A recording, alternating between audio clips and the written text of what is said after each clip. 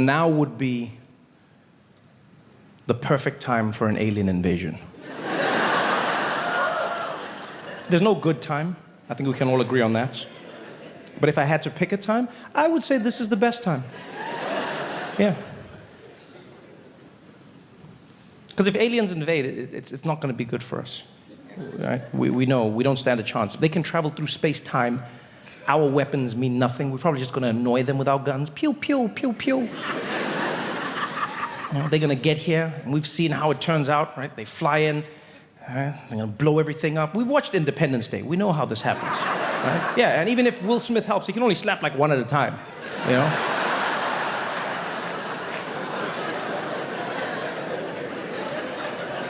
So what do? I think about it all the time. Genuine. I think about alien invasions all the time. It is my Roman Empire. Like, what are we gonna do? What are we gonna do? Well, I never used to think about this. Like, when I lived in South Africa, this was nowhere in my mind. But in America, it's a real thing. Yeah, because when aliens come, this is where they're gonna come. Yeah, they're gonna fly here. They come straight to Washington, D.C., blow up the White House. And they go to other countries, you know, they go to London, blow up Big Ben. You know what time it is? And they fly to other landmarks, blow everything up. I know, it's an issue. America first, I get it. Yeah. When I was in South Africa, this is something I never thought about, ever.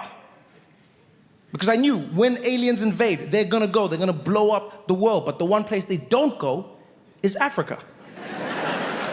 Yeah. You've seen the movies. They never invade Africa. I used to watch those movies all the time, and I'd wait. In the movie, the president would come and be like, citizens of Earth, aliens are invading our planet. Then you'd see the aliens invade. And then you'd be like, wait, I guess Africa's not on the planet? What is happening? They never invaded. Can you think of a single movie where they invaded Africa? District 9. No. What? District 9. District 9. No. And screw you for trying to mess up my special. Sitting up there in the balcony like a king. District 9, I tell you. Off with his head. No. District 9, it's a good attempt, but no. If you remember the plot of District 9, the aliens didn't invade Africa. The aliens crash landed in Africa. And then they spent the rest of the movie trying to escape. Because we don't mess around.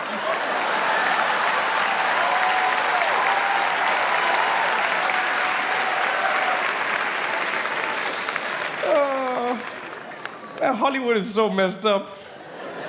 Yeah, it's just like, what's the worst thing that could happen to aliens? What if they were trapped in Africa? Aliens never invade, man. They don't invade Africa. They just never did. I used to think it was because they felt bad for us. Yeah, because as a kid, I used to love watching those movies. I still love watching them now. But as a kid, I loved those movies. Anything with aliens, I was there. And my mom, she would give me she'd make me like a big bowl of popcorn at home, and we would sit on the couch together, and she'd watch all of those movies with me. Not, she hated them, but it said parental guidance, and she took that very seriously. Like one day she was walking past, and then it was like, we recommend parental guidance for this film, and she was like, I gotta watch this, and then she did it every movie going forward. I would have to run and call her sometimes. The show would just start randomly on TV, and they'd be like, and I'd be like, Mom! Mom! And then she'd come in and be like, what? I need you to guide me. Yeah, but then like 5 minutes in, I feel like I was guiding my parental, because she would sit there, and then the whole movie she'd be like, what's happening, Trevor? Who are they? Who are these people? Why are they doing this? What's going on here? I'd be like, Mom, I'm with you. I'm with you. I started this movie with you. So she would make me like a big bowl of popcorn, and we'd sit there, and then the movie would start, and the alien invasion, they'd be like, aliens are invading Earth. And the aliens would fly in, and you'd see them blowing everything up, and I'd be there with my popcorn like, first world problems.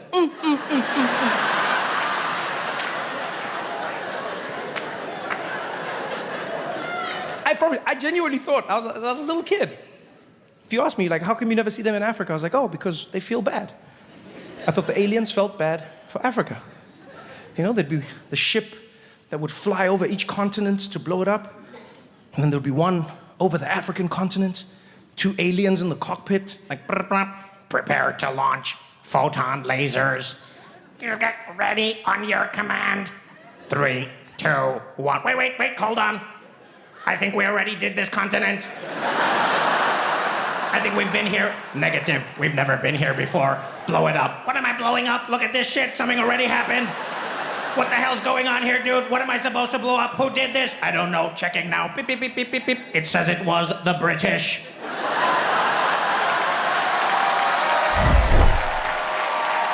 Yeah! I love Mexican food. I love Mexican people. I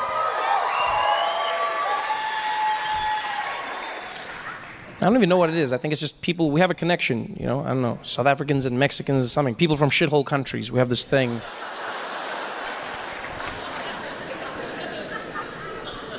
I still can't believe the things Donald Trump says. He's such a... For me, Donald Trump is an emotional paradox, I'm not gonna lie. You know, logically I can process him, emotionally I struggle. On the one hand, I will admit I wake up many days terrified at the notion that he's president of the most powerful nation in the world. But I also must admit, I wake up many days knowing he's gonna make me laugh. Yeah, there's terror and there's joy, and I don't know how to feel. You know what it feels like sometimes? It feels like there's a giant asteroid headed towards the Earth, but it's shaped like a penis. Like, I think I'm gonna die, but I know I'm gonna laugh.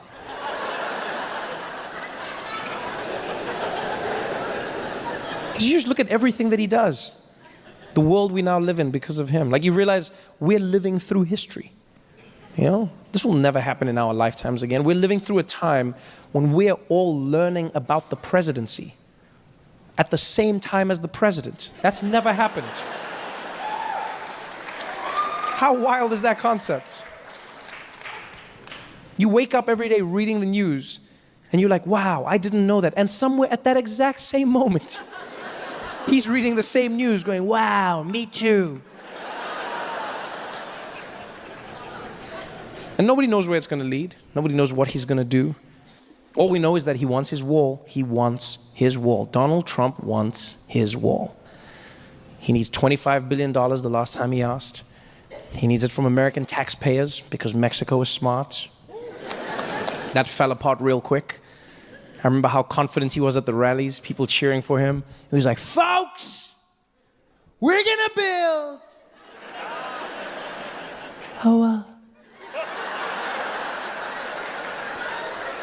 We're gonna build a wall, folks. Who's gonna pay?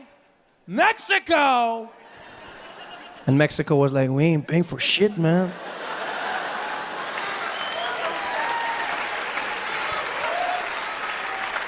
We might build it, but we're not gonna pay for it, man. And I don't know if you've been following The Journey of the Wall, but it's probably the best comedy on TV, right? Because now they've started building prototypes of the wall at the border, right? Because Donald Trump said he wants them to test the wall first. I don't know how you do that. You know, she's like, try again. And because this is the prototypes, Donald Trump now has specifications for the wall. He now says he wants the wall to be made out of concrete, but he also needs the wall to be see-through, right? And the reason the president wants the wall to be see-through is because he said he's afraid that drug dealers from Mexico are going to shoot bags of drugs over the wall and it's going to hit Americans on the head as they walk by. So he needs the wall to be see-through so that Americans can see the drugs coming and catch it. Now, I'm not gonna lie, I don't know what a see-through wall is, but at this point, I'm just worried that a contractor's gonna come along and trick the president. He's gonna take him to the border and be like, there it is, Mr. Trump, your invisible wall.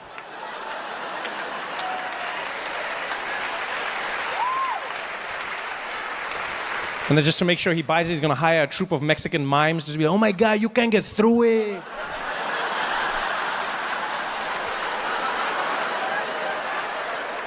It works. Like the mind of Donald Trump. Oh, the other idea he had for the wall was he said America should build the wall out of solar panels. That's what he said.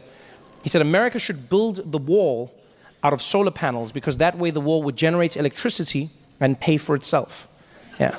Now, I'm not gonna lie, that's a good idea, right? It's a good idea. Unless you know anything about solar panels or the sun or walls. Because the problem with that idea is that the sun is up, yeah? We all agree on that? We're still on the same page there? Yeah? The sun is up, all right? A solar panel wall is not going to work because a wall is like this. So technically it's facing down. So unless you have like a really swaggy sun that's like, yeah, I shine real low, B, it's not going to work for you. The only way it works is if you take your border solar panel and lean it at an angle to get the sun's rays. But if you do that, now you've just created a giant ramp for Mexicans to shoot into America. It's like, órale!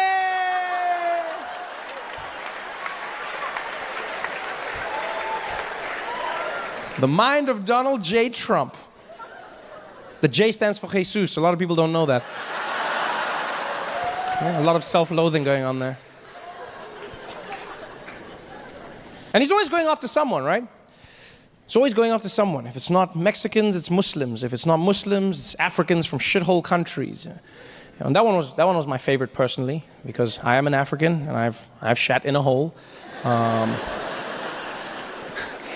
also liked it because like people came up to me and asked me questions. There was one man who came up to me after a show, really concerned. He was like, Trevor, hey, could I ask you a question? I said, yeah, go ahead, my friend. He said, hey, Trevor, I just wanted to know when Donald Trump says all these horribly racist things, do you sometimes just want to, pack it up, leave America, go back to South Africa and escape all this racism?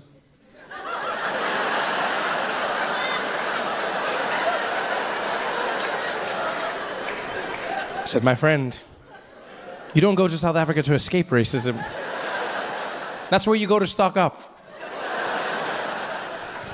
Are you kidding me? That's the one thing that reminds me of home. Racism out here. Because we've got tons of racism in South Africa. And don't get me wrong, it's gotten a lot better. When I was growing up, we had apartheid. And, apartheid was basically the best racism in the world. Sorry, I didn't mean to say that. I mean, now you're going to feel bad and be like, oh, racism was the best. No, it wasn't. It was good, but not the best. And I experienced a bunch of racism, and everyone did. I never felt like it was a bad thing, mostly because of my family. My mother is a black woman, Xhosa woman. My father's Swiss from Switzerland. And them being a couple was against the law, and that was a problem for us living together. And so we experienced a ton of racism. And in case you're wondering, yes, Xhosa is one of the languages with the clicks in it, right? Xhosa, but not like in American movies, just so you know. Yeah, I've seen those movies where they have Africans and they're like,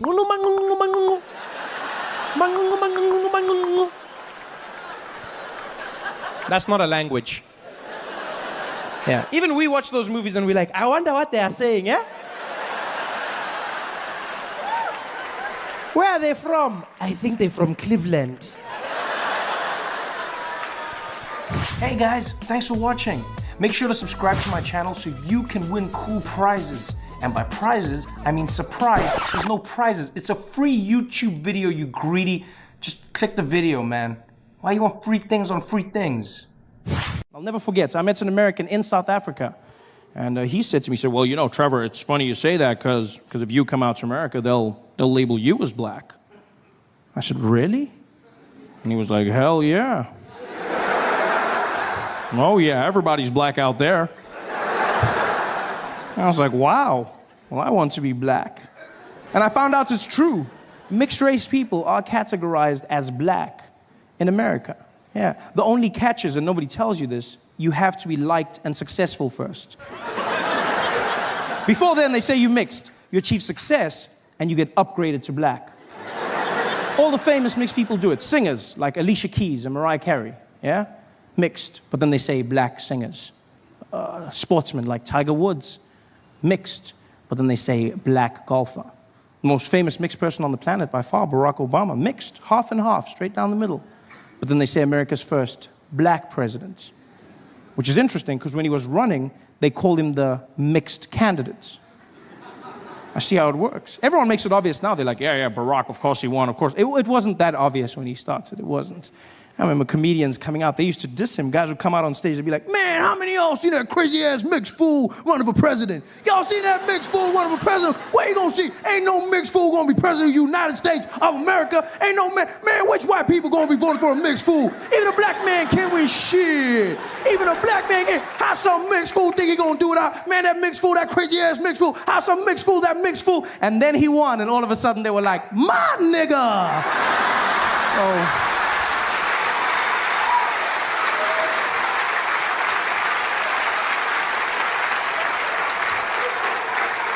So I see how it works, you know? I understand. In order for me to become black, I have to work hard at it. And I'm willing to do the time. Yeah. I took the first opportunity I could.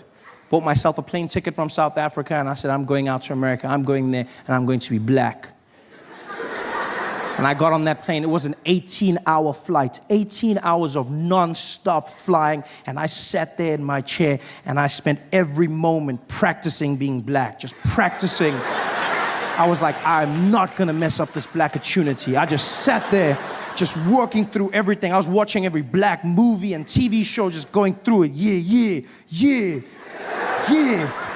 know what I mean? Yeah. King Kong ain't got shit on me. Yeah. What you talking about, Willis? I was grinding it. You laugh, but 18 hours of flying, and I landed in JFK, and I was fluent in my black American. For shizzle my nizzle. I was walking around. I was so black, I was even laughing black. I was like, ha, ha, ha. Yeah. My man. Ha, ha. Should have seen me. It was like, oh, this you? That has to be the personification of cool, in my opinion. There's nothing cooler. Black Americans are so cool, they can make you feel good about yourself just by asking if you are you. You don't believe me? Get a black American man to come up to you and just be like, hey, yo, this you? Nah, this you? And you'll be like, I think it is.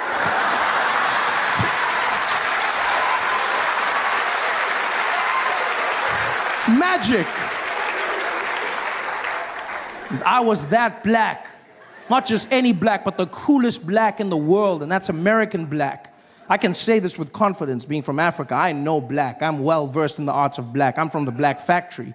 I mean it. I've seen every kind of black, from light black all the way to like navy blue black. I know black. And there's no cooler black than American black. Nothing cooler, you know? Because American black people, I mean, you just look at how much they've done to influence modern day pop culture, you know? Small things and the big alike. You look at the music. You've got, you know, jazz, hip hop, R&B, all black Americans, style of clothing, you know? Just this general swag that they've brought to everything. Even small things like walking. I mean, walking is such a mundane activity, isn't it? It's just very... There's nothing cool about this thing. You just move from one place to the next, and pretty much everybody can do it. This is it. There's nothing. And then black Americans came along, and then they just added in that bounce, and then all of a sudden you look really cool. You just, you know, you look like you have a purpose. You've just got that. Yeah, look at this. It's super cool. And it must be hard for an assassin to kill you. Just like. That's why if you look in American history, no black man was ever assassinated whilst walking, ever. It was when they stopped and said something. Bang!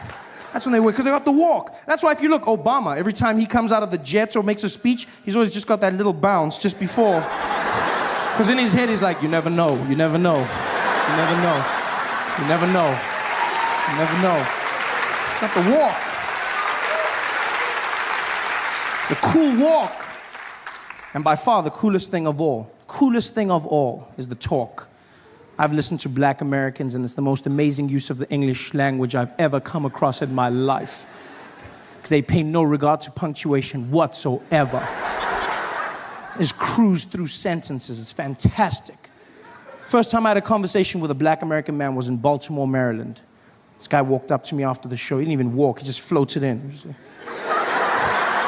Just came up to me and was like, hey, yo, B. Hey, yo. Yo, let me holler at you for a minute, man. Let me holler at you. I said, okay. He's like, man, I ain't even gonna front, man. I ain't gonna front. I came out here, dude. I ain't even know who you was, man. I didn't even know I was out here at the show. I bought my girl. We was out there. You came out there. You were doing your thing. I was like, yo, man, I ain't even know they got them yellow bones out there in the motherland, man. I was like, yo, this kid better be funny, man, but I ain't gonna lie. You came out there, you was keeping it coming, keeping it moving. You was just beasting. I was like, all right, man, maybe this kid is the truth, yeah? This kid was doing his thing. He was keeping it out there. I started laughing. My girl was killing herself. I was like, all right, this mofo got flow for show. You know what I mean?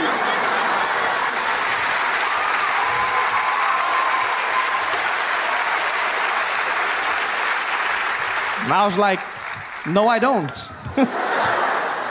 But I love it.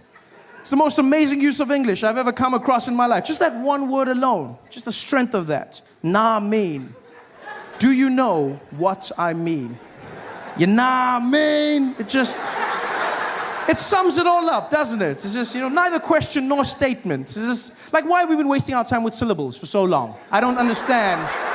It was a crazy day today, you know what I mean? Yo, that shit was crazy, you know what I mean? It just flows, it's magical. It says it all. I feel like I've wasted years of my life without nah mean. I wish I could go back in time and relive my favorite moments, watch my favorite movies again, see them bring to life. This is Sparta! Nah mean! Power. Hey there, thanks for watching. Now, all I need you to do is click on that little circle on your screen. Yeah, that one. Oh, yeah, just like that. Hold on. Yeah, click. Nice. We've been traveling all around the country now. It's been so much fun, out in places like PE and Cape Town and East London, and recently went to Durban, which was a bit of a schlep for us. It was really hard because it was raining so much, and then on top of the flight delays that you have to contest with, there's also like overbooking, which is a problem. I don't know if you know what overbooking is, but basically it's a legal process where it's a practice rather where airlines book more tickets than there are seats on the plane. So they book more, sort of like a taxi. But then they don't let you get on when you get there. So they just hope you don't pitch up. He's like, please. Yeah. It's like, that's what they do. And so we flying down to Durban, and it was the funniest thing ever. We're standing in the queue, everyone's all fidgety in the line, looking at their watches, and they call us forward. They're like, next, please, next. So we go to the counter, and there's one of those women there with her glasses and her relaxed hair, and she's there. And then she's like, can I have your ID, please? And you're like, IDs, everyone puts them down. She's like, where are you flying? And we're like, Durban, please. She's like, Durban.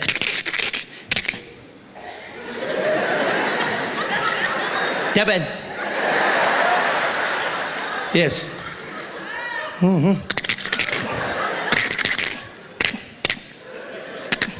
Are you flying now?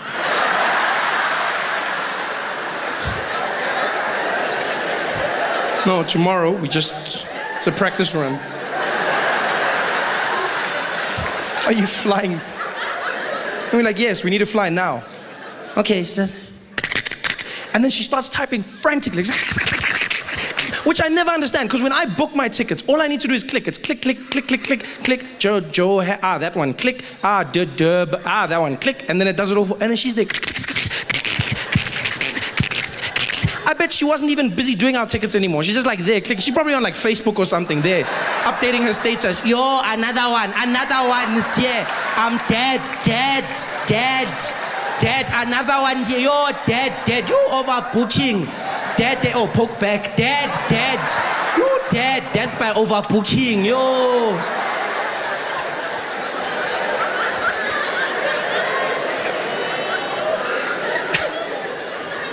Because of their faux pas, the airline is as kind as to upgrade us on the next flight to business class. They say, we're sorry about what happened. Here you go, business class. I love business class, You get to go to a special lounge where everyone's very businessy, yes.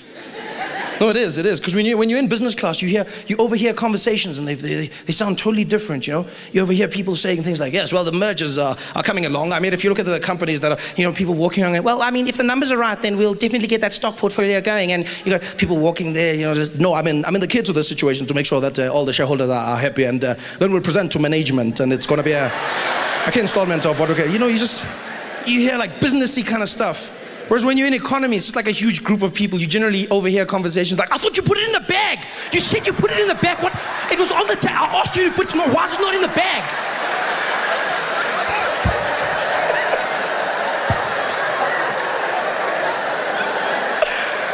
Oh, wow.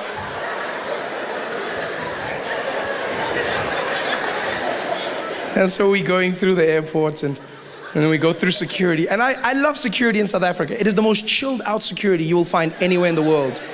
It is. Like South African security is just like, we work on an honesty system in this country, The security guard, he's there to enforce, but it's more on honesty. It's like, look, it's up to you. This is the honesty place. This is where we all admit to our sins. Come forward. Do you have anything to declare? It's that type of place.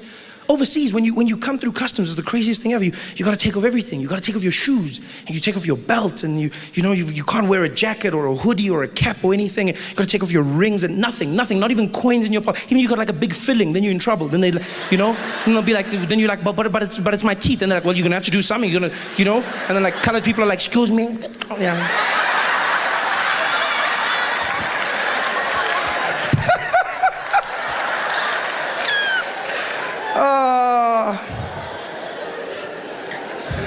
That's great. Whereas in South Africa, I sometimes feel like these security guards don't actually know what their equipment does. They're very chilled out about it.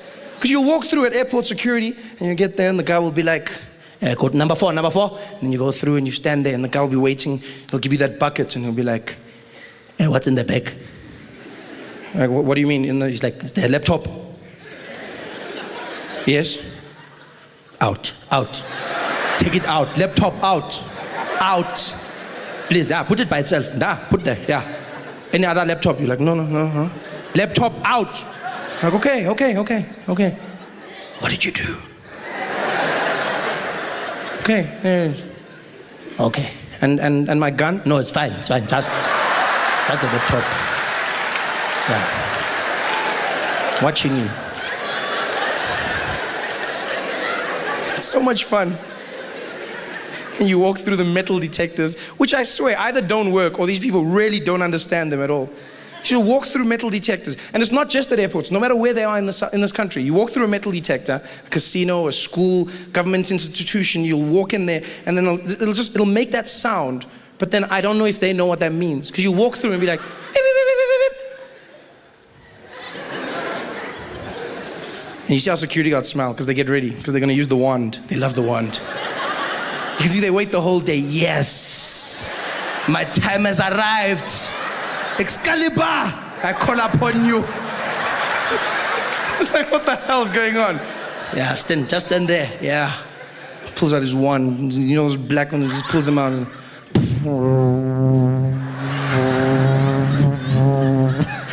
Okay, it's not. I'm sorry. I'm just. doesn't really do that. It would be cool if it did though. Although it would be weird. It would be weird. For like some guy from the township to have a lightsaber.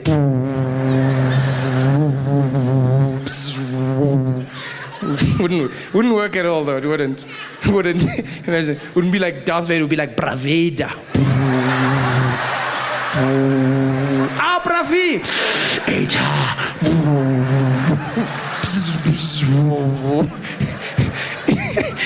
It would have been the worst Star Wars ever if it was in South Africa, wouldn't it? Like the critical point, the moment that made the movie would never happen if it wasn't a township in South Africa. Because which guy from the township would claim a child after that many years? Guy would be like, look. Yes, what is it? No, look there. It's your father.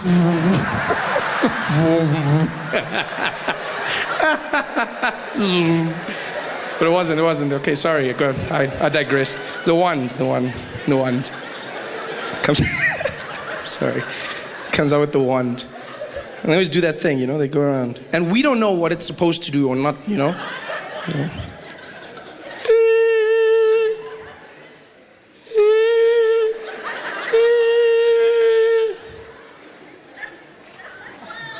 Any weapons?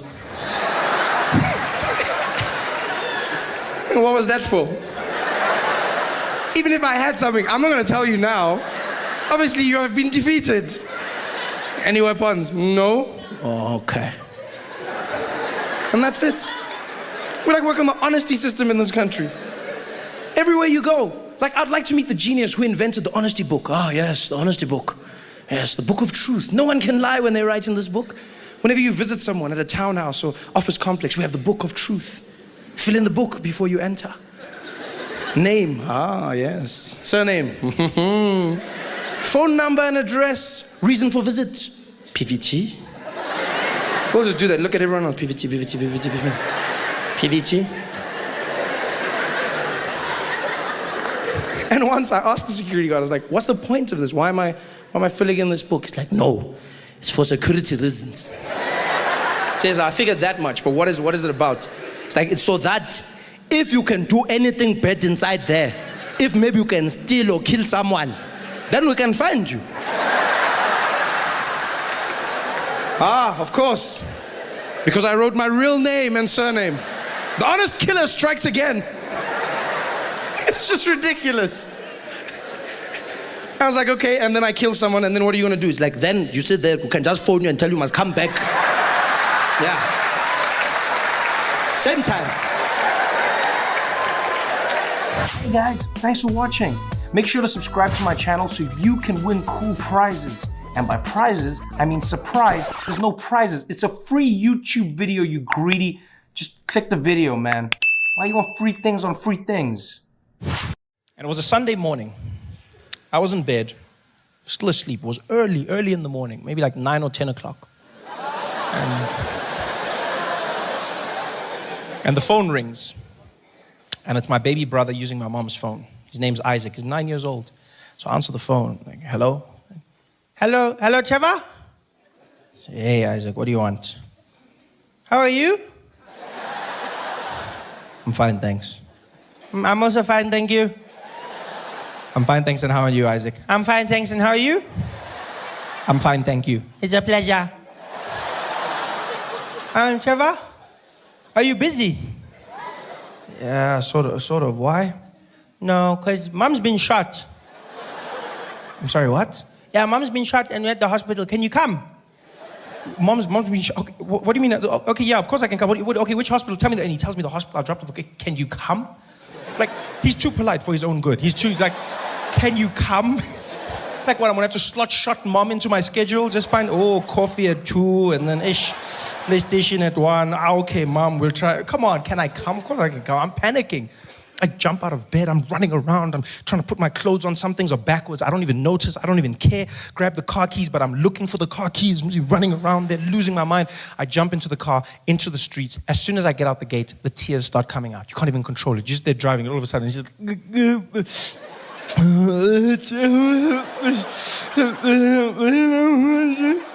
I'm driving, I'm trying to hold it back, but then I get to the traffic lights, the robot is red, and I just let it out. It just comes out. No, don't watch my window. No.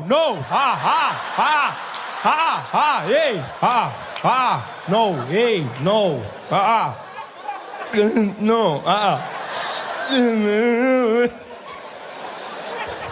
And there I am, driving to the hospital like a madman. I get there, jump out the car. My brother's standing there, the emergency section. I see him outside. He's just standing like nothing happened, looking around. I go, Isaac, what happened? He's like, Mom, she's getting shot. She's inside. So I'm like, okay, are you okay? He's like, Mom was shot, not me. No, that's not what I'm saying, you idiot. Whatever, I'm coming back. So I run inside. My mom's in the prep area. All the doctors are standing around her. There's blood everywhere. I'm looking at the doctors. And just by the way, doctors are not as good looking as they are on those TV shows, eh? No, like they set the bar really high. Because I was shocked. I ran and I was like, what the hell's...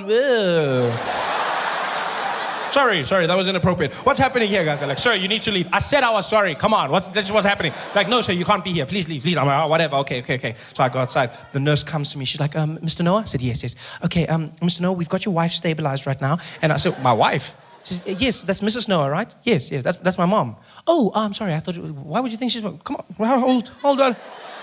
You think I would... I mean, she's cool, but I mean, like, have you seen the girls? I should show you the pic... Oh, well, I'll show you the pictures afterwards. What's going on? She's like, okay, Mr. Noah, your mom's just been stabilized and we're going to have to start thinking about surgery. She's been shot in the head and she's been shot in the lower buttocks region.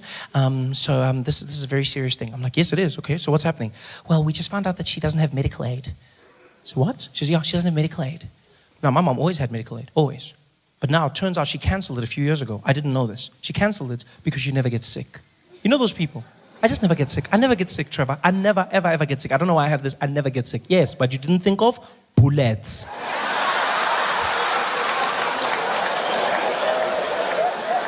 Now she's in the hospital, no medical aid. So I said to the nurse, well, what does this mean? She says, well, Mr. No, it means we're going to have to put her back in the ambulance and send her to a public hospital. I said, but she's bleeding now. You can't say. She says, I'm sorry, sir. That's all we can do. She has to go to a public hospital.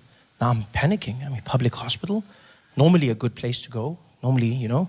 But now what's happening is there's just misadministration of funds. Like money's going missing. You don't know what's happening. They don't have the right equipment. Now I'm picturing guys trying to fix my mom. There's the doctor. Give me a scalpel. We got a spare now.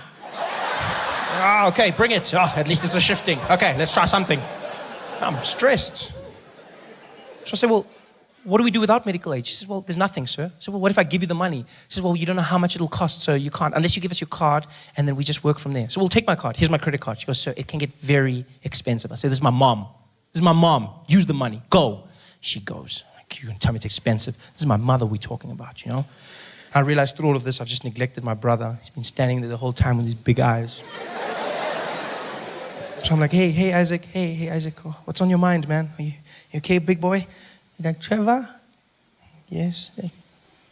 Can I come to your house and play PlayStation later today? How are you going to ask me about PlayStation? Your mom has just been shot. You can't be asking me about what the hell is wrong with you, stupid child. You know what? You're never going to play PlayStation ever again. Ever. No play PlayStation for you ever in your life. Ever. Go away. Go sit down and think about what you just... PlayStation you're going to ask me. How the hell is you going to ask me about PlayStation? The nurse comes back. She goes, okay, Mr. Noah, we just used 900 Rand for some blood tests. I'm like, okay, why are you telling me this? Yeah, because it's 900. This is my mom. Use the money. Go. She goes away. I'm like, 900 Rand. How are you going to tell me about that? She comes back again. She's like, Mr. Noah, we need 2,000 Rand for some x-rays. This is my mom, not a pair of jeans. Use the money. Go. She goes away. I'm like, this is my mom's going to die. Asking me questions here. Busy asking me, my mom's going to die. My mom's going to die. That's all I'm saying. And I say it. My brother hears me. He starts crying. I'm like, Isaac, I'm sorry. Are you okay? He said, I'm not okay. You said I'm never going to play PlayStation ever in my life. And I want to play Need for Speed, and now I can't play PlayStation. I'm like, you still crying about play? You have no right to cry. You hear me? You shut up. Stop crying. You can't cry about this. You shut up. Now some woman comes out. She knows my mom's been shot. Now she thinks I'm telling my brother not to cry about my mom. She just gets involved. She's like, hey, you let him cry, okay? You let him cry. Some people express their pain in different ways. You let him cry. I'm like, I will not let him cry, lady. I will not let him cry. Many kids grow up without one, okay? It's just none of it. It's fine.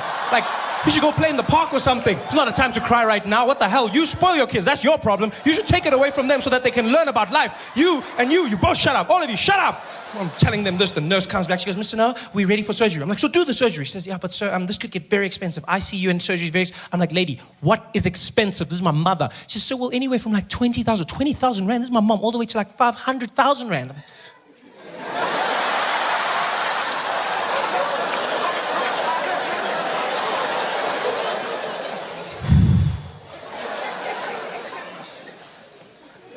Yo, but she's lived, eh? I mean, she's like, what, 56, 57? I mean, it's almost finished. I mean, you know? Even she says she's old. I mean, you know? And you said the bullets in the head, and head, it's finished. Yeah, because now we need to pay for the funeral, and we need to buy scones for everybody, and this guy needs a PlayStation, you know? So, I mean, I don't know if... She's like, sir, we need the go-ahead, otherwise we can't do anything. I said, okay, well, use the card. Just use the card. We'll handle the debts.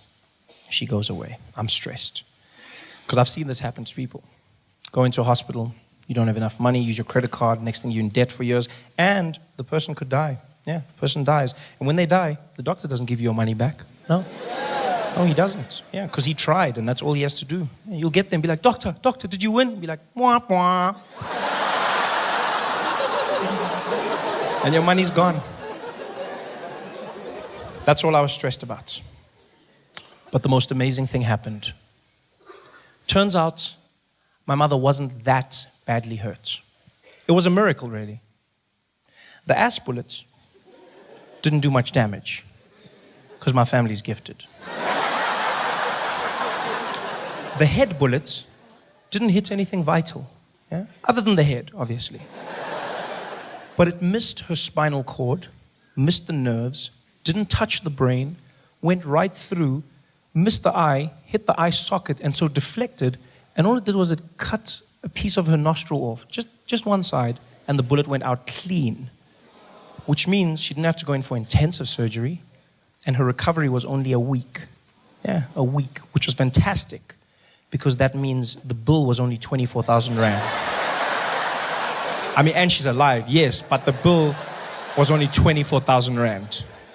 This is great, really great, because 25 was my cutoff. So, you laugh, but that's how much I've calculated I'm willing to pay my mom back for all the Ultramel custard I've consumed in my life.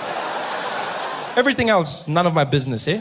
Food, clothes, schooling, all of that stuff, I'm not paying. I hate it when parents say that to their kids. You know how hard I have to work for your bloody school and your clothes? I didn't ask to be born. That's your job. Please. You handle that. I asked for the Ultramel. We can keep a tab. Don't involve me in your things. And that's what I calculate, 25,000. Yeah, I would have been there. 24,750. I would have been there at the doctor. Eta. It's fine, my man. No, stop. No, you tried. You tried, man. It's cool. No, you tried it. No, just switch off there. Switch off. How much? 250 left. We'll pour petrol or something. It's fine. Just switch off there. You tried. Yeah. It was fantastic. I told my mom about the 25. She laughed. She didn't know I was serious. And to show you what a crazy family we have, my mom's in the recovery ward. She's got those tubes in her and everything, and the IV, and my brother's in the corner bored out of his mind, and my grandmother's in the other corner reading the Bible, and I'm holding my mom's hand and I'm crying, still crying. This is a week later, I'm still crying. I've been crying the whole week, but I've also been using this time to cry for other things in my life. No, because as a man, you need to know when to cry. You loop it all together and you just cry at one time. It's like we cry in bulk. You got to understand. You cry. You don't just cry one. Cry in bulk. Yeah. So I'm crying for everything. And my mom looks at me and she goes, "Shh, Trevor, shh, don't cry, baby." I said, "No, Mom, I'm going to cry. You were shot in the head." And she says, No. Look on the bright side. I said, "What bright side?" She says, "No, at least now because of my nose, you're officially the best looking person in the family." I was like, "Oh, by default." Hey guys, thanks for watching. Make sure to subscribe to my channel so you can win cool prizes. And by prizes, I mean surprise. There's no prizes. It's a free YouTube video, you greedy. Just click the video, man. Why you want free things on free things? What happened was, I was doing shows in New York, right? A whole lot of performances. And then one day, in the middle of a show, my voice disappeared. Out of nowhere. I was talking, and then Escom.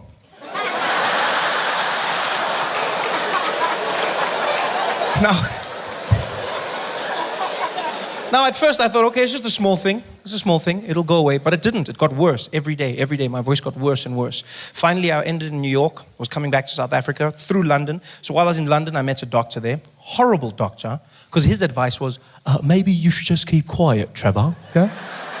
Maybe you should keep quiet. Keep quiet for a few days. And thereafter, what you should do is speak in a confidential voice. Yes? Speak in a confidential voice. That's what he told me to do, speak in a confidential voice. A confidential voice is basically you speaking very softly, very hum. So basically everywhere you go, you talk like this. You know what I mean? This is what you've got to do. Basically like white people in the office, you just got to find the guys. You're not gonna, what's that? No, nothing, we good. Yeah, see you guys at the bra. Don't want those guys. That's a confidential voice. Now the problem with the confidential voice is that you have to lean in when you speak to people, right? And then two things happen. One, I don't know why, but if you speak softly or if you whisper, people will whisper back to you. I don't know why this happens. I went into a shop. I was trying to buy a computer. This guy comes and says, "Hey, sir, how you doing? You good, man? Are you good?" It's like, yes, I just need to buy some computers, please. "Oh, you looking at some of those laptops over there?" I said, "Yeah, just some of the MacBooks." Said, "Yeah, well, over here we got a great range of computers." And, "What are you doing? Why are you whispering?" "I'm not whispering. I don't know what you mean." You whispering, why? It's like I'm injured and now you're limping. What the hell is going on here? The second weird thing that happened was, because I was speaking like this, some people thought I was trying to have sex with them. Yeah, it was weird for me at first, and then I realized this actually was happening. The worst incident was when I was visiting friends of mine in Ennerdale, right? And I went to the chicken licking with my boys. We're hanging out. It's a normal day. We're just getting food, you know. We walk up to the counter, the woman's there. She's like, welcome to chicken licking, sir. Can I take your order, please? I said, oh, hi. I would like four pieces of chicken, please. She's like,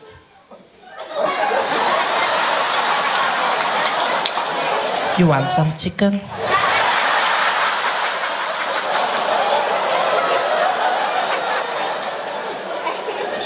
I'm gonna give you the breasts and the thighs.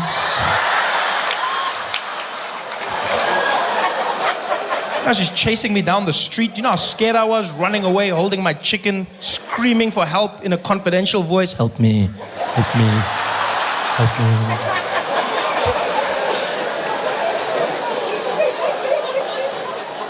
So this clearly didn't help. I come back to South Africa and I meet a doctor here, a voice doctor, who happens to be one of the best in the world. And he does an exam on my voice, finds exactly what I have, hemorrhagic polyp, and he says we have to go in for surgery, which stresses me out. I go, what? We've got to go in for the surgery? He says, yeah, Trevor, that's not helping, just stop doing that. So what do you mean? The doctor says, I don't want to have sex with you, so please stop doing that. We're going in for surgery. Surgery. You know, surgery? How scared I was now? Surgery. Was stress. The worst thing about the surgery was the process around the surgery. I wasn't allowed to speak for the week before the surgery. And then after surgery, completely silent for 1 month. Right? Yeah, 1 month. No speaking, no whispering, no humming, no coughing or even sneezing. Nothing. You make no sound, otherwise you'll damage the voice after surgery. Yeah. Which seems easy for the first few days, because you think it's fun. You're like, oh, I'll just keep quiet. I'll just be a mime.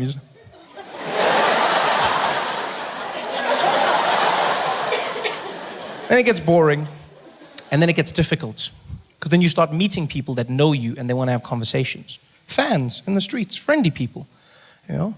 White people were the best to meet, I won't lie. Because white people are just like, they're impatient. I like that, you know. Yeah, white people have no time for anything. I've seen this. White people don't like to wait. They're always in a hurry, always something to do. They just come up to me, they're like, hey, Trevor, right? The comedian. Oh, what, you're not talking? Oh, no voice. All right, cheers, bye. Gone. Out of my life, no stress. I loved it. It's great for me. Not so great for white people, though. That's why they pay so much in traffic fines, yes. No, it's true. If you guys were just more patient, you wouldn't pay half as much, eh? Yeah. Because black people hardly pay anything. Hardly anything at all. Black people get to the traffic thing. You just relax the situation. That's what you do. You just relax everything. You just get there. You know, guy will come to your window. Baba, outkogang seat belt. And you're like, seat belt. Yeah, no seat belt. Eish, seat belt. Yeah, let's license one. License.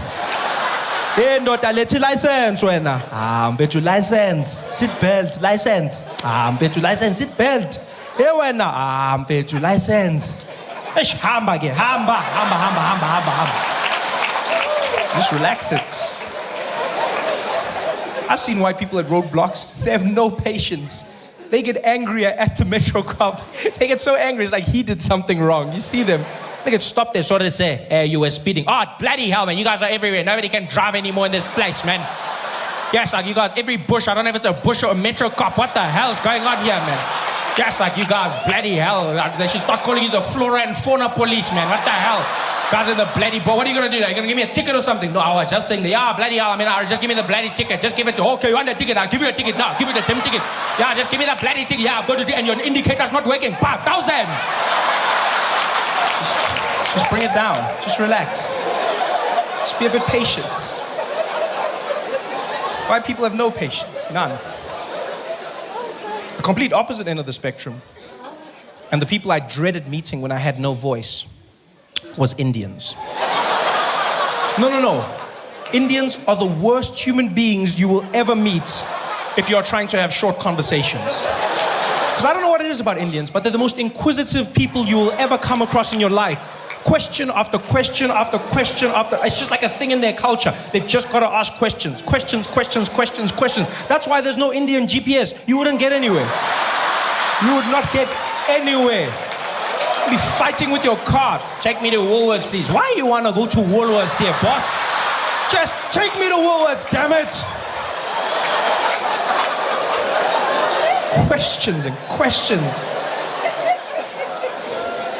I met a group of Indian guys one day. It was a Saturday morning. These guys see me. They're very cool. You know, the guy's like, hey, Trevor Noah. Trevor Noah. Hey, what kind, bruh? How you doing, man? Check this out, Fazil. Hey, Fazil, you know this old, bruh? Yeah, the comedian there. Hey, this old. We got all your DVDs there, Trevor. Yeah, we bought them at Fordsburg, man. Hey, man. Hey, bruh, you tops, man. You tops, bruh. Hey, you killing the charos there, man. Killing us there, bruh. When you doing another show, man? What? You're not talking now? You lost your voice. What happened?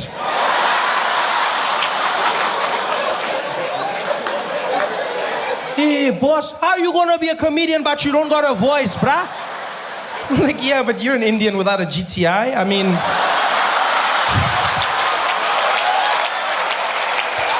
No, but I didn't say that. I didn't say that.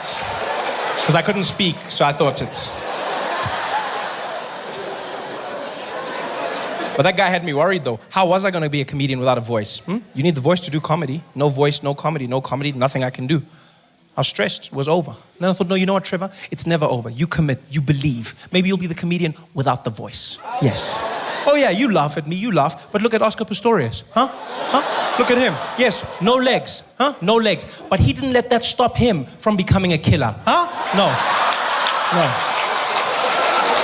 Than I think I've ever had. I'm enjoying America more now than I've ever enjoyed it.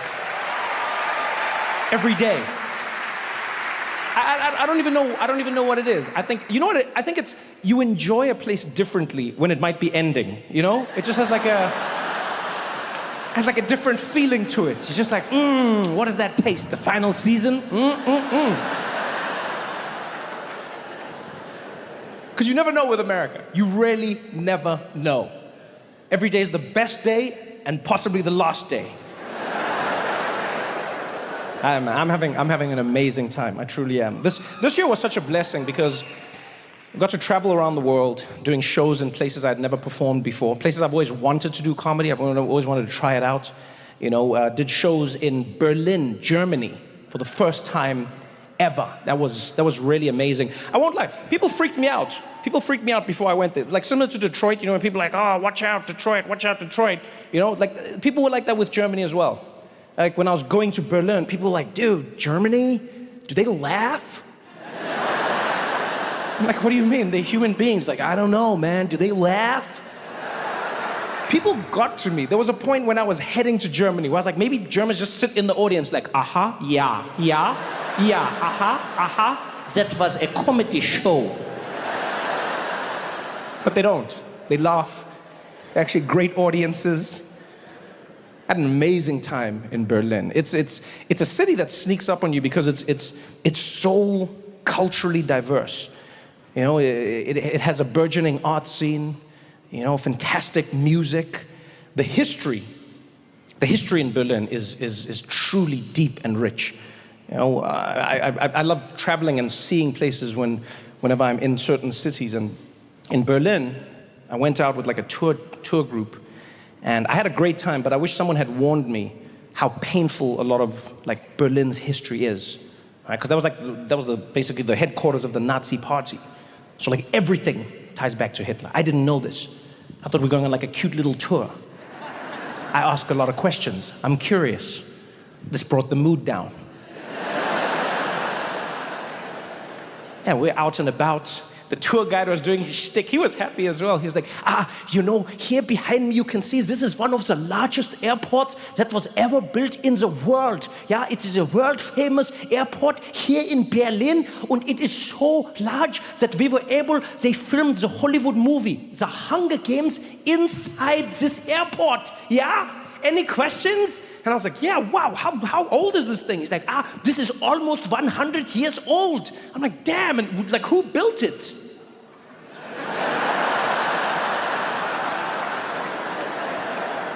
Yeah, that is the unfortunate part of the story. This airport was built by Hitler.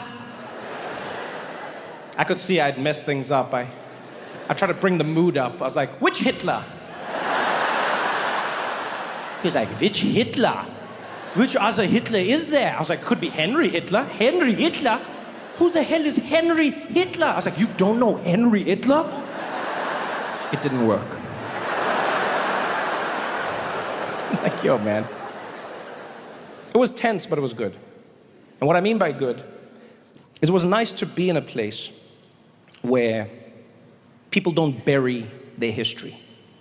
You know? And what I mean by that, is that, like, when you travel through Germany, even if you don't go to museums, you cannot escape the past of both Berlin and what Germany did. You know, there are monuments scattered throughout the city, prominent monuments. They're memorializing what Germany did to millions of Jewish people and millions of other people around the world. You see it, you understand it, they talk about it. You know, they teach their kids about it. They teach children in school. They're like, hey, this is what Germany did. They make sure they know. But they don't make them feel guilty about it, which is a pretty amazing balance for them to strike, you know? They'll say to the kids, they're like, hey, kids, I hope you understand. Germany did this. You're not responsible because you weren't there. However, because you're the future of Germany, it's your responsibility to make sure this doesn't happen again.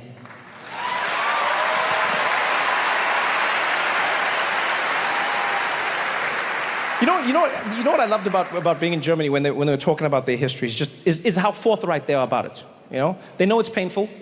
They know that it's a terrible blight on who they are, but they don't hide from it. Like when I saw them doing this, I was like, man, I wish America did this with history. You know? Because you ever see how awkward it is speaking about history in America? It gets tense. Doesn't matter what history it is, it gets tense. You know, Columbus Day is one of those days. Every year in New York, there's a fight. Every year. Here in Detroit, there was a fight. There was a bust of Christopher Columbus that was around for 110 years. At some point, half of Detroit was like, we need to get rid of it. The other half was like, no, don't get rid of it. It was a huge fight. New York, same thing, every year. Columbus Day, Indigenous Peoples Day. Columbus Day, Indigenous Peoples Day.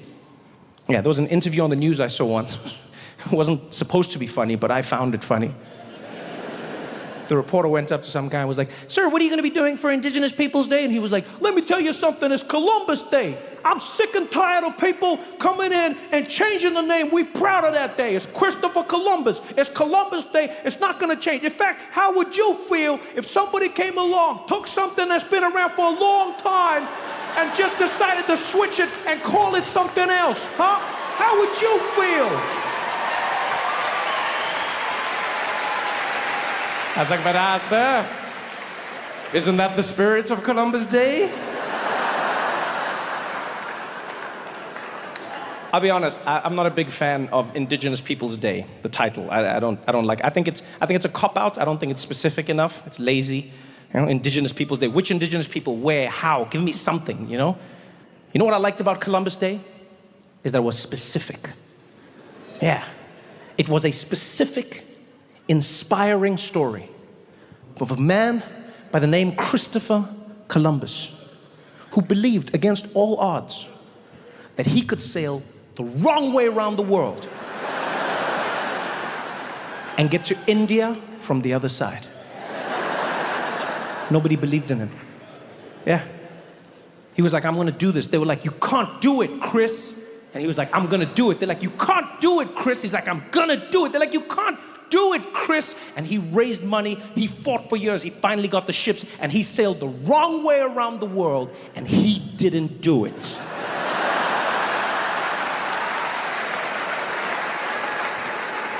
Not only did he not land on the other side of India, he found himself in a place called the Caribbean and he was like, this is India. And the people there were like, I don't know if you've been eating some of the herb we've been leaving about, but this is totally not India. And they're like, this is India and you guys are Indians. They're like, brother, we are not Indians. He's like, I know Indians when I don't see them. You're Indians. You're just on the far side, so you're West Indians. And he stuck with it. Christopher Columbus stuck with it his entire life. Other explorers would come to him, they'd be like, yo, Chris, I don't think you made it to India. He's like, it's India. They're like, I don't think it's India. He's like, it's India. He died refusing to acknowledge the possibility that he never made it to India. Not only that, my friends, he never set foot in America. Ever. Ever. And yet, he had a public holiday named after him in America. That, my friends, is the inspiring story of how white men can fail up.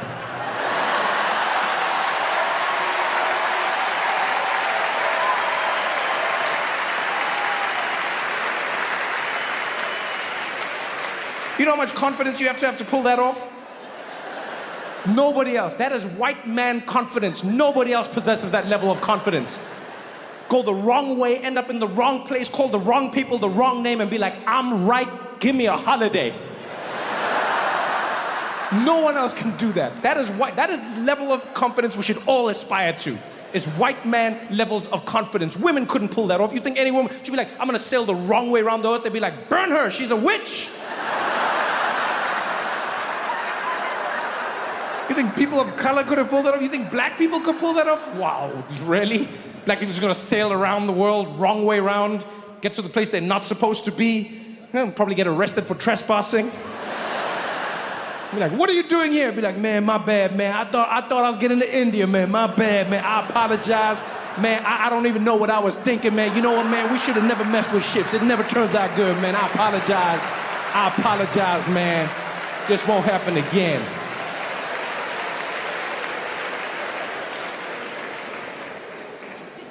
Why would you want to bury your history? So much joy, there's so much to learn. You know? It feels like America's moving in that direction.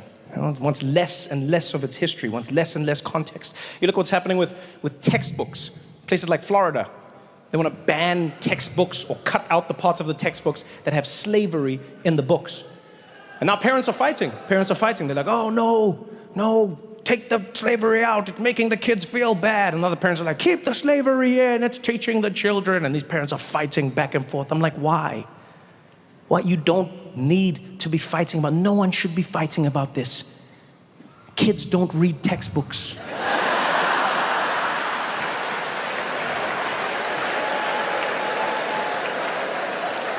They watch TikTok.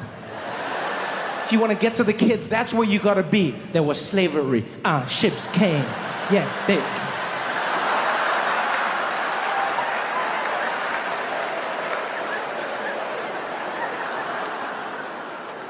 I'll be honest, I don't think that textbook thing is like a real issue. I feel like it's one of those manufactured issues that often happens in America that gets people riled up and gets them fired up, fighting about something that was never an issue to begin with, you know? And the reason I say this is because that's honestly what I believe. I feel like in America, politicians have done a really good job of tricking Americans into fighting about issues that were never an issue to begin with, so that you don't pay attention to the issues that actually are. You know? If they can get you fighting about what's in a textbook, you don't pay attention to the fact that inflation is out of control. You don't pay attention to the fact that rents are out of control. People cannot afford to live anywhere. Your salaries have never kept up with inflation. Corporations steal billions and billions of dollars from their employees with no ramifications. You don't pay attention to any of that. You pay attention to what's catchy. It's easy to keep up with. It keeps you going. You know? Ooh, can trans people use public bathrooms? Ooh. It's manufactured. Who was actually dealing with this issue? And I mean this, honestly. Who was actually dealing with this issue? You know what they did? Some politician out there figured out. They go, here's a small story affecting a few people in a random place. I'm gonna make it seem like this is a nationwide issue. And then everyone starts fighting about it. But who? Who was really dealing with it? Huh? Who of you here has ever been in a situation where you were in a bathroom and all of a sudden a skirmish broke out and you heard people being like, excuse me, is this the gender that you were born with? Does it coincide with the sign on the door? Is your genitalia matching this? Can I see it right? Who's ever seen that? Nobody. Nobody. But they make us fight about it because it's catchy. who can use which bathroom. Who cares? Who cares? I mean it. Who cares? I know someone will be like, oh, but trans people care. They want to know if they can use a public bathroom. Yeah, use whichever bathroom you want. Who's going to stop you? No, seriously, it's a public toilet. Who is going to stop you? You tell me who's going to enforce that law. We can't even enforce the idea that people should shit into the toilet. But you think magically they're gonna figure out if you were born this way? Use whichever one you want. Why are we wasting our time? Other people are like, oh, we're gonna fight because you gotta know who's using. Let me tell you something. If you are spending enough time to know the genitalia of the other people in a public bathroom, you're the creep. I'm worried about you. There is a simple rule to every public toilet around the world, and that rule is you get in, you pay no attention to anyone else, you hold your breath, and you get out. You're standing around staring at other people. Like every man in this room knows, when we use the toilet, what do? We get in. Public toilet, you stare dead ahead. You pee, you do your thing. You do not look to either side. If you're fidgety, you look up, you look down. You do not look at anyone else. The guy next to you could start choking. You don't turn your head, you don't shake, you don't move. You hear him like, you be like, hey man, hey, you all right? Yo, hey man, you okay? Yo, you want me to call? Hey man, are you okay? Yo, you want me to call? Don't look at me!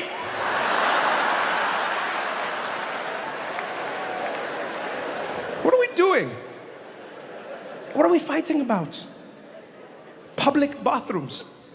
And if you know your history, you'll know this happens all the time in America. It happens over and over and over again. There was a time when women had to fight to use public bathrooms in America. Imagine that. There was literally a time when women weren't allowed to use public bathrooms all across America, and they had to fight. And there were men who were angry. They're like, this is crazy. You're gonna have women in public bathrooms? That's insane.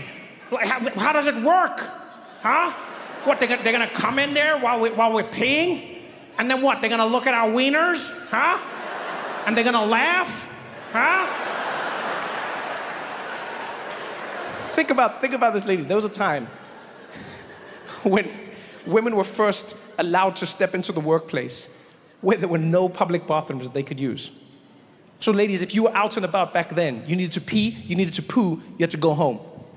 Yeah, and I say poo theoretically, I don't know if you actually do. No, I don't think any guy does, let's be honest. We don't. Like, we assume this on a biological level, but I don't know for certain that any woman actually. In fact, any man in here, think of any woman in your life. Do you know the last time she pooed? I don't think you know. I don't think you know. There is no forensic evidence to back up that claim. There is no smell. There is no stain. There is no nothing. And ladies, I don't know who's doing your bathroom PR, but they're doing a stellar job. Stellar job. Women go to the bathroom, smells better when they come out of it. How? You never know when a lady's pooing, never. Because also, women keep the same amount of time. That's the most impressive thing. You give nothing away. Yeah, a woman's gonna go pee, it takes 10 minutes. She goes to the bathroom, right? Gets there, tinkle, tinkle, tinkle, comes out, washes her hand, powders her face, texts on the phone a bit, comes back to the table. You have no clue. Yeah, if she's gonna go poo, same thing, 10 minutes. Goes to the bathroom, does a thing, pellets, comes back out, wash her hands, powder the nose, text her friends, get back out there. You have no clue. With men, you know exactly what we're doing. Discretion is not our forte. You know when every single man is gonna go pee. Why? 2 minutes. Off to the bathroom, we're in there. Quickest thing ever. It's like a NASCAR pit stop. Yeah, we get in, we pee, we come back out, act like we're washing our hands, and we're back.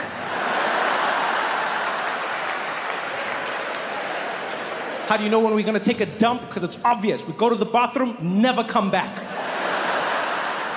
That's the last time you'll ever see us.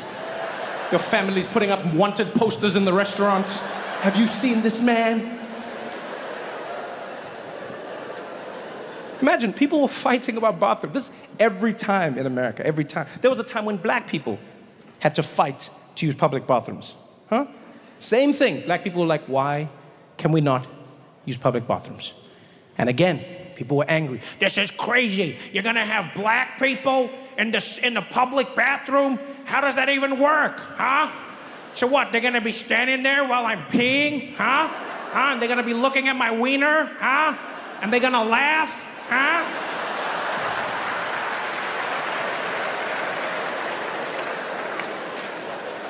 Yo, I'm old enough to remember when there was a discussion in America about whether gay people could use public bathrooms.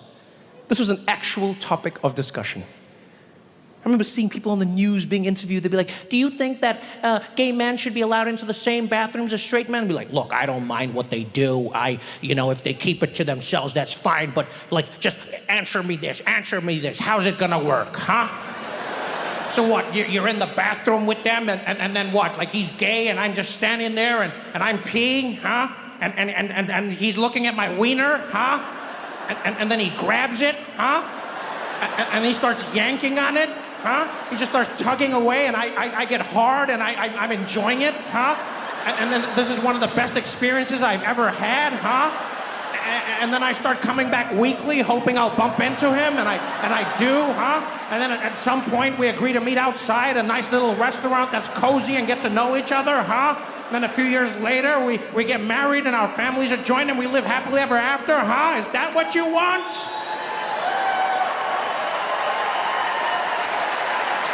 Why? Public bathrooms. That's why you shouldn't bury your history. Yeah, because if you know it's happened, you know what to predict. You understand why it happened in the first place. Germany does that in a truly astounding way. Look, it's not perfect. It'll never be perfect. But Germany is one of the only countries in the world that has actively paid reparations for what they did. One of the only countries in the world that has actively apologized. And one of the only countries in the world that's set about changing how they see themselves and how the world sees them. After World War II, Germany changed a bunch of laws. They changed the iconography of the country, what you could hang, where you could hang it. They changed their national anthem. Yeah. Imagine that, they changed the national anthem. They felt that the national anthem was a nationalist song that the Nazis used to inspire people to think the wrong things, and they changed it. The original song was a song called Deutschland, Deutschland über alles. And you've probably heard it like in old movies or whatever. The song went like, Deutschland, Deutschland über alles auf der Welt. And translated into English, it means, Germany, Germany, over everything in the world. And clearly they meant it. Yeah. Where most anthems are theoretical, Germans are precise. But after World War II, they were like, we can't have that same attitude. And so they changed the anthem. And new lyrics. The new lyrics are, Einigkeit, Unrecht und Freiheit für das deutsche Vaterland. Which translated into English is, unity and rights and freedom for all the people who live in Germany. Which is adorable. It's adorable. I mean, they may as well have made the song, sorry, sorry, we're so sorry. Sorry for what we did. I appreciate that they did it, but I wouldn't have gone that far. No, I'm not gonna lie, I wouldn't have gone that far. I think Über alles is terrible. That's not a good way to think. But you still gotta have a bit of kick in your anthem, you know? Still gotta have like a, Yeah, I would have found like a middle ground. Mine would have been like, Deutschland, Deutschland, irgendwo in den Top 5. Nicht über alles auf der Welt. Because we are definitely in the top 5 when you think about it. America's number 1, and then you have Great Britain, and then you have France and Spain, and then we are at number 4. Well, actually, Spain is not better than us, so we are number 4. Number 4 in the... Oh, yeah, but France, their economy is not that strong, so maybe we are number 3 in the world, then you have England above... Oh, wait, Brexit was not a smart idea, so Maybe we are number 2 and America is number 1. The elections are not that stable, so then maybe we are über alles auf der Welt!